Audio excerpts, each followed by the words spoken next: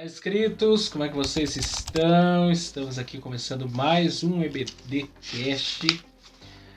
Na verdade, deixa eu confessar, deixa eu contar o que aconteceu nos bastidores aqui pra vocês, né? Porque isso acontece, né? Faz parte. Eu já tinha gravado pro dia semana passada a aula de número 3, porém, editei o vídeo, ficou perfeito, maravilhoso. Aí o que eu fiz? Achei que tinha postado já, eu tinha agendado aí no canal, não tinha agendado, apaguei o vídeo.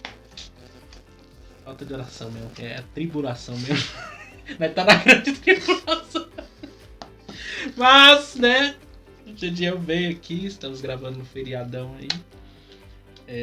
Gravamos a aula de número 4, então agora vai gravar de novo. O Miqueias. Então, se vocês virem a gente com a mesma roupa da semana passada, não fique preocupado que nós estamos gravando no mesmo dia. Miqueias é mid.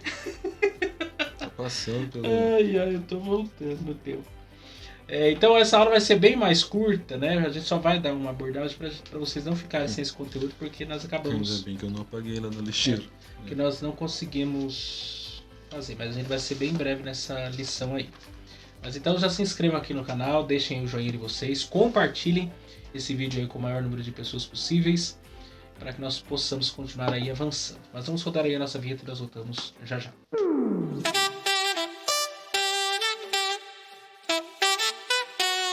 Muito bem, estamos de volta. Jadiel. Diga. Pronto para a batalha. As abominações do templo, seu Jadiel. As abominações do templo. A lição de hoje, que é a lição de número 4 que nós gravamos, é o resultado da lição de número 3. Se houve afastamento da glória de Deus, porque houve abominação. E Deus tinha falado a questão de não usar o templo para outras finalidades. Inclusive Manassés mesmo colocou um poste ídolo lá no templo. O crente Manassés. Que só vai se converter no final da vida. Depois que cravam um anzol no nariz dele, aí ele aprende a lição. Aí ele se converte. Aí começa a se debater como peixe no anzol, aí fica pianinho. Aí ele vira crente de verdade. O textuário diz: E disse-me, filho do homem, vês tu o que eles estão fazendo? As grandes abominações que a casa de Israel faz aqui para que me afaste do meu santuário? Olha, afastem do meu santuário. Mas verás ainda maiores abominações. E nós vamos ver na próxima semana, a lição de número 4.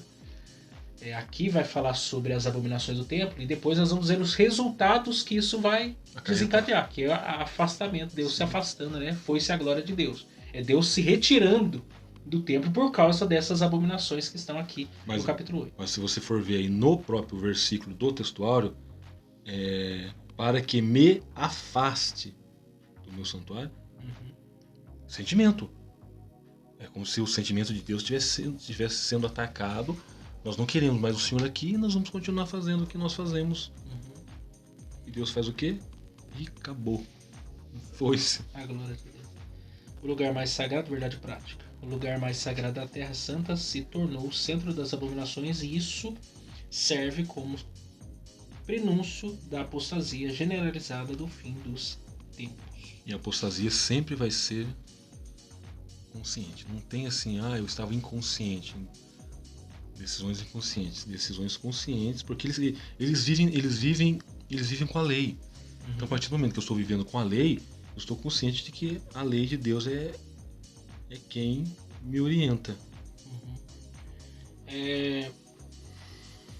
Aqui vai ter a segunda visão, né? A primeira visão acontece no capítulo 1. Aqui é a segunda visão, né? Que ele vai ter aí da parte de Deus. Agora especificamente sobre o templo de Jerusalém. Então nós vamos aí, primeiro subtópico aí, falar sobre a visão, né, e já abordar todos esses 3 tópicos aí sobre a segunda visão, as visões das abominações do templo e como entender as visões de Deus. Eu quero aproveitar para ler aqui algumas coisinhas para a gente ficar situado aqui sobre isso. Capítulo 8 diz: Sucedeu, pois, no 6º ano, no 6º mês, no 5º dia do mês, estando eu assentado na minha casa e os anciãos de Judá sentados diante de mim, que ali a mão do Senhor Jeová caiu sobre mim. O que é importante destacar aqui? Essa segunda visão acontece 1 ano e 2 meses depois, são 14 meses. que significa que não é todo dia que o profeta tem visão. Sim. Né? Não é todo dia que você vai chegar na casa do profeta, ele vai ter uma visão, vai ter uma palavra. Deus vai ficar, no caso aqui, ficou um ano aqui sem ouvir um ai da parte de Deus. Do que Deus já tinha falado para ele. Outra coisa que podemos destacar aqui. Ele estava em casa. Né? Porque Deus ele fala em qualquer lugar. Você na igreja, na escola, na faculdade, em qualquer lugar, Deus ele pode se revelar, se manifestar. Como na primeira visão, ele estava nas margens do rio Quebar, o céu se abriu, teve visões de Deus. Aqui ele está dentro de casa, com visita em casa, inclusive, os anciões de Judá sentados lá diante dele. E aí veio a mão do Senhor dele, veio a mão do Senhor sobre ele. E aí ele vai ter essa visão que ele vai estar na Babilônia, mas Deus vai levar ele para Jerusalém em espírito. Semelhante com o que acontece lá com o apóstolo João, né? Na ilha de Patmos, que também em espírito teve visões, né, das coisas que em breve iriam acontecer lá. Verso 2: E olhei, e eis que uma semelhante como aparência de fogo, desde a aparência dos seus lombos e daí para baixo. Era fogo dos seus lombos para cima, como aspecto de um resplendor, como cor de âmbar. E estendeu a forma de uma mão, e me tomou pelos cabelos da minha cabeça, e o Espírito me levou entre a terra e o céu, e me trouxe a Jerusalém em visões de Deus, até a entrada da porta do pátio de dentro, que olha para o norte, onde estava colocada a imagem dos ciúmes, que provoca os ciúmes de Deus. E eis que a glória do Deus de Israel estava ali, conforme a semelhança que eu tinha visto no vale. Quer dizer, uma forma bem curiosa também de Deus se manifestar, né? Se revelar a ele, pegar pelos cabelos. Hoje em dia, se Deus pegasse o Gedeão, não ia ter como mesmo. Ia ser difícil pegar o Gedeão pelos cabelos. Então estou livre dessa questão do... Hoje você tá livre, hein? Se safou dessa. Mas hoje em dia, se Deus pegasse os profetas aí pelos colarinhos aí, eu acho que os caras não iam gostar muito, não. E levou ele lá para ver o que estava acontecendo no templo, né? A imagem dos ciúmes, na verdade, é a própria ideia da idolatria que estava ali, né? Verso 5 diz: o Filho do Homem levanta agora os teus olhos para o caminho do norte. E levantei os meus olhos para o caminho do norte, e eis que da banda do norte, à porta do altar, estava imagem de ciúme à entrada. E disse: Filho do homem, vês tu que eles estão fazendo as grandes abominações que a casa de Israel faz aqui, para que me afaste do teu santuário? Mas verás ainda maiores abominações. Né? Porque o que está acontecendo ali? O povo estava se corrompendo, o templo estava corrompido, o sacerdócio estava corrompido, o povo estava vivendo imerso ali na idolatria, que é o que vai desencadear tudo o que nós estamos observando aí do cativeiro babilônico. Porque você vê, se o sacerdote se corrompe, o ambiente é corrompido. Uhum. Pensa bem, o sacerdote começa a adorar outros deuses. Para onde que ele vai levar esses deuses? Para o contexto dele. Então o sacerdote corrompido corrompe a casa. Não é só, mas o templo não é para ser corrompido. Exatamente. Se o sacerdote andar na linha, o templo mantém-se puro.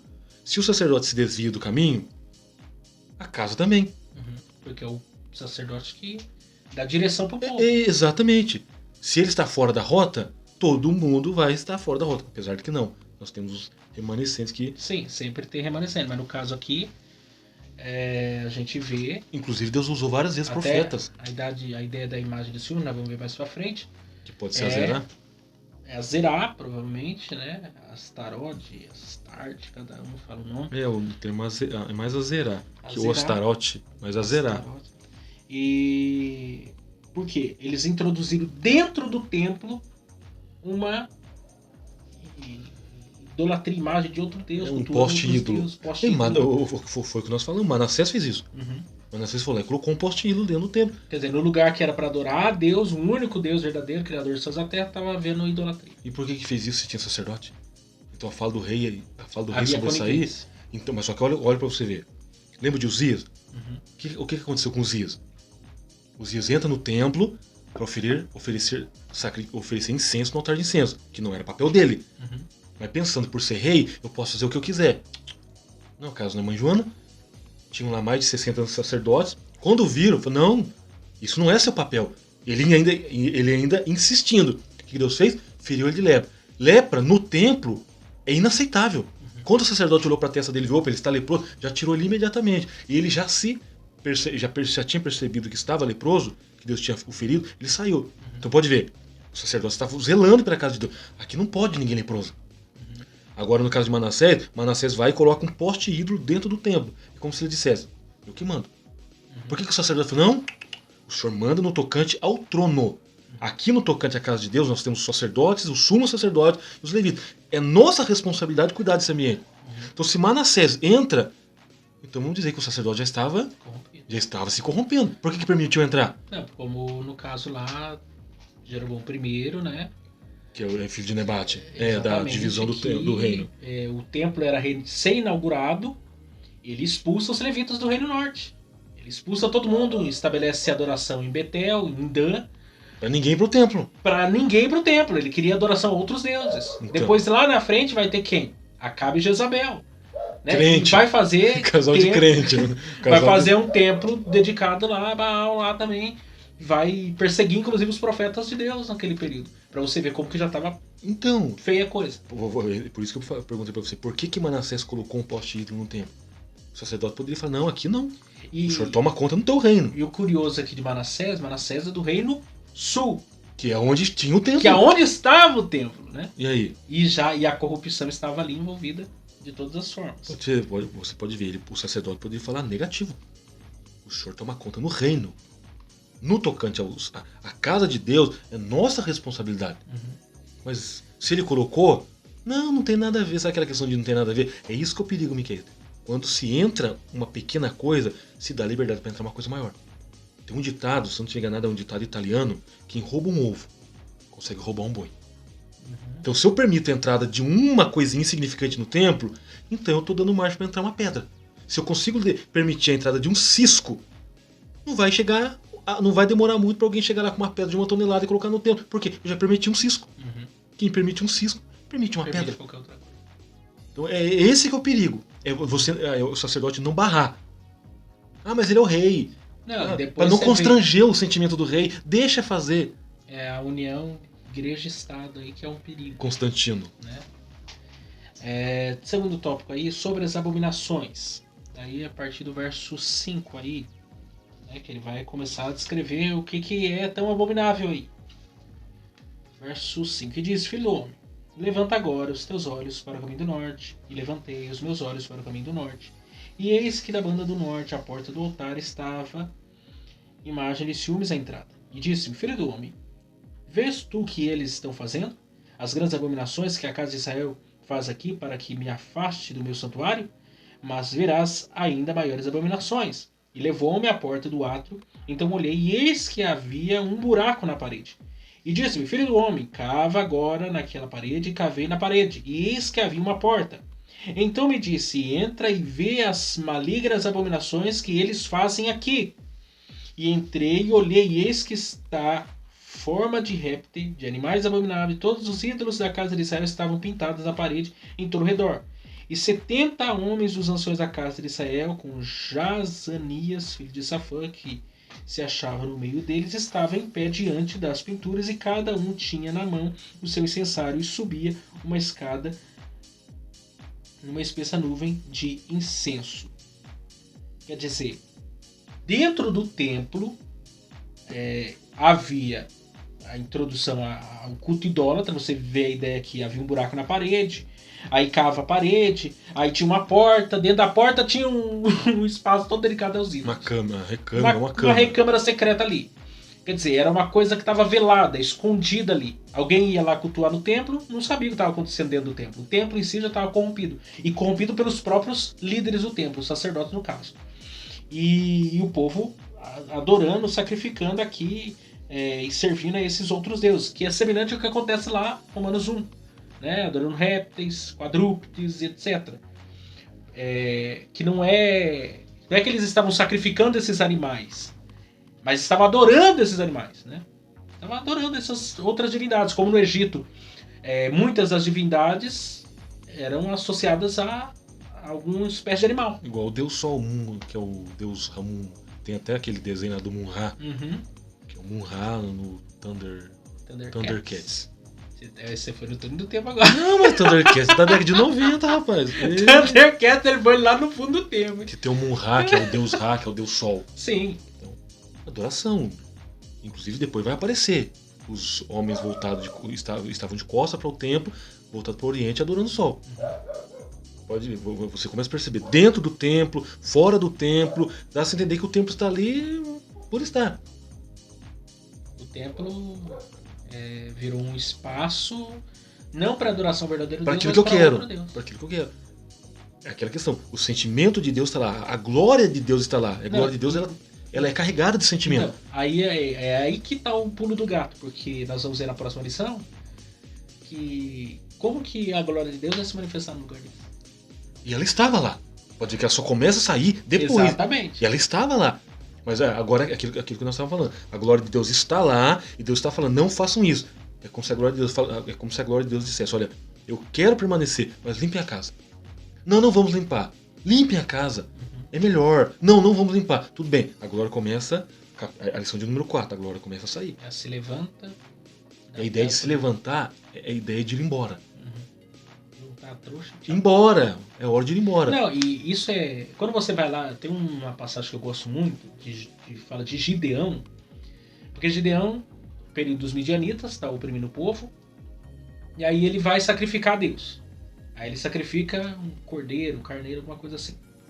Mas não era o melhor que ele tinha. O melhor que ele tinha era um boi de 7 anos. Que era inclusive o período de tempo que o povo estava sendo oprimido pelos midianitas. Mas primeiro ele ofereceu a Deus, Deus recebeu, ok, maravilha. Só que depois que ele fez isso, Deus aceitou e falou assim, agora você vai lá, você vai pegar o boi que você tem. Você vai pegar você tá vendo todos os altares de Baal que tá construído aqui? Você vai derrubar tudo isso aí, de modo que ele vai ser chamado de Jerubbaal. Vão perseguir ele. Que você vai que Baal oprima, que Baal você vai derrubar todos os altares idólatras, aí você vai me sacrificar. Porque não tem como ele... Como é que eu adoro a Deus e tem um monte de templo, coisas destinadas a outros deuses da minha frente? O que Elias fez antes de oferecer o sacrifício? Primeiramente, a gente vai colocar o altar em ordem. 12 pedras juntas, agora sim. Vamos reconstruir o negócio. Agora sim. Porque não tem como... Esse é no contexto da adoração, de servir a Deus, de adorar a Deus, não tem como. A glória de Deus, a presença de Deus se manifesta se a casa está bagunçada. Se o coração do ser humano está dividido com outros deuses, com adoração a outras coisas, dando lugar e vazão a outras coisas, que não diz respeito à glória de Deus. É aqui que o profeta está pegando doído aqui com o povo em relação à sua idolatria. Né? E fora os 70 anciões aí que estavam corrompidos igualmente aí. Levantando incensário para esse povo aí. E terceiro tópico aí, sobre as abominações. O ritual de Tamuz. Aí. Você tá no terceiro subtópico? Terceiro tópico? Isso. Bem Deixa eu só breve. Verso 12 diz assim: Então disse-me, viste, filho do homem, o que os anciões da casa de Israel fazem nas trevas, cada um nas suas câmeras pintadas de imagem? E eles dizem, Senhor, não nos vê, Senhor, abandonou a terra. E disse-me, tornarás a ver ainda maiores abominações do que as que estes fazem. E levou-me à entrada da porta da casa do Senhor, que está da banda do norte, e eis que estava ali mulheres assentadas chorando por Tamuz. Disse-me, viste, filho do homem, verás ainda abominações maiores do que essas. E levou-me para o átrio interior da casa do Senhor, e eis que estavam à entrada do templo do Senhor, entre o pórtico e o altar, cerca de 25 homens de costas para o templo do Senhor, com o rosto para o oriente, e eles adoravam o sol, virados para o oriente. Então me disse, viste, filho do homem, há coisas mais levianas para a casa de Judá do que essas abominações que fazem aqui? Havendo enchido a terra de violência, tornam irritar-me e-los a chegar ao ramo seu nariz. Pelo que também eu procederei com furor, e o meu olho não poupará, nem terei piedade ainda que me gritem os ouvidos com grande voz, eu não os ouvirei. É a questão do Tamuz aqui, que as mulheres estão cultuando, que era aí uma divindade babilônica, né, de origem suméria, deus da vegetação e dos rebanhos. A crença pagã era que ele ficava 6 meses morto no submundo, no período da seca, e 6 meses vivo no período das chuvas. E quem que matava ele? Um javali. E o javali, segundo a mitologia, que tinha matado o coitado do Tamuz. E aí a mulher lá que as mulheres choravam. Aí, as carpindeiras. As carpideiras. e ele ressuscitava aí no período... Aí o que nós podemos aprender aí? Se Deus é o provedor de todas essas coisas, por que recorrer a Tammuz? É igual alguns reis, quando acontecia alguma coisa, recorriam a outras divindades. Não há profeta, não? Não há Deus em Israel para você recorrer a outros deuses? Ah, não, mas é o costume. Aí você vê, ó, carpideiros no templo, chorando por Tammuz, que o tal tem que ressuscitar, porque se ele ressuscitar, tem provisão. Que isso mostra os rituais pagãos no templo, o sincretismo religioso, né, que estava acontecendo ali, né, a própria questão da adoração ao sol, né, que remete a uma questão egípcia. Exatamente, idolatria também. Quer dizer, não é que eles estavam adorando só Tammuz, você vê que eles estão adorando Azera, Tammuz, o Deus Sol. E a questão da parede toda desenhada com todos os tipos de vários animais. répteis, coisas. Quer dizer, é uma idolatria. Como que fala quando é adoração a vários deuses? Politeísmo. Politeísmo. É o politeísmo. Eles estão adorando a vários deuses ali. Num lugar que é destinado à adoração a um único Deus, que é a contradição em pessoa aqui. Que era para centralizar em Deus, em Yahvé. E estão adorando ali onde que é o lugar para adorar um único Deus verdadeiro e criador dos céus e da terra, estão adorando a vários. Então, mas isso não pode acontecer hoje? Qualquer coisa pode se tornar um ídolo dentro de um templo. Então, aí a pergunta que fica é: qual Deus nós estamos adorando? Porque às vezes a pessoa, eu tô indo pra igreja, eu criei meu Deus é um Deus legal, bacana. Light, moderado. Light, né? Água com açúcar ali. Aí o outro é um Deus, né? Carrasco. É algo mais, né? Não sei dizer. Então assim, acaba acontecendo essas coisas. Então assim, a gente precisa...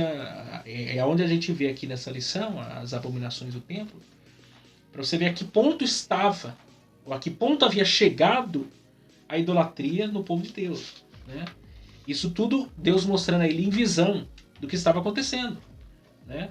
Deus revelando para ele o que estava lá o tempo todo acontecendo e ninguém estava observando isso, ninguém estava tomando a devida providência. Mas acho que deu pra gente dar uma pincelada aí, nós não aprofundamos hoje mais, porque não foi possível, mas semana que vem a aula já tá gravada, fiquem tranquilos, vai sair. Conteúdo pronto, tá no forno. Mas Deus Senhor realmente nos ajudar a entender isso aqui, porque na verdade essa lição de Ezequiel são mensagens muito impactantes, né? São mensagens duras, né? Não é nada de massagem ego, não. É uma chamada realmente ao arrependimento. A coisa é bem profunda. E que você que é professor de escola dominical e tem nos acompanhado aqui, que você seja a boca de Deus, seja profeta, a atalaia lá na escola dominical para dizer assim diz o Senhor realmente, conforme está aqui no texto sagrado. Deus abençoe vocês e até semana que vem, se Deus assim nos permitir.